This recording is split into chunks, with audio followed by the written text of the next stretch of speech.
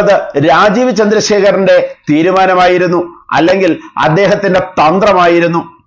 വിജയിക്കാൻ സാധ്യതയുള്ള സ്ഥലങ്ങളിലേക്ക് പരമാവധി പ്രവർത്തകരെ ഇറക്കി മത്സരിപ്പിക്കുക. അത് ഇടതുപക്ഷത്തിന്റെ ഒരു തന്ത്രം തന്നെയാണ്.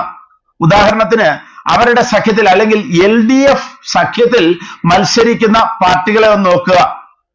നമ്മുടെ നിയോജക മണ്ഡലത്തിൽ RSP മത്സരിച്ചെന്നിരിക്കട്ടെ, അല്ലെങ്കിൽ CPI മത്സരിച്ചെന്നിരിക്കട്ടെ, ഈ മണ്ഡലത്തിൽ മത്സരിക്കുന്ന CPIയോ RSPയോ അല്ലെങ്കിൽ മറ്റേതെങ്കിലും ഘടകകക്ഷികൾ അവരുടെ ആളും അർത്ഥവും കൊണ്ട് മത്സരിക്കേണ്ടി വരും. അങ്ങനെയുള്ള CPMന്റെ അതേ തന്ത്രം തന്നെയാണ് രാജീവ് ചന്ദ്രശേഖർ കേരളത്തിൽ നടപ്പിലാക്കാൻ ശ്രമിക്കുന്നത്. വിജയ സാധ്യതയുള്ള വിന്നബിലിറ്റിയുള്ള സ്ഥലങ്ങളിൽ മാത്രം ശ്രദ്ധ കേന്ദ്രീകരിക്കുക, പ്രധാന നേതാക്കളെ മത്സരിപ്പിക്കുക, പ്രധാന പ്രവർത്തകരെ മത്സരിപ്പിക്കുക. അല്ലാതെ പണവും അധ്വാനവും ശക്തിയും ഒന്നും പാഴാക്കേണ്ടതല്ല. വോട്ട് ഷെയർ വർദ്ധിച്ചതുകൊണ്ട് മാത്രം കാര്യമില്ല, വിജയിച്ചതുകൊണ്ടേ കാര്യമുള്ളൂ എന്ന അടിസ്ഥാന ശാസ്ത്രമാണ് രാജീവ് ചന്ദ്രശേഖർ ഇവിടെ നടപ്പിലാക്കാൻ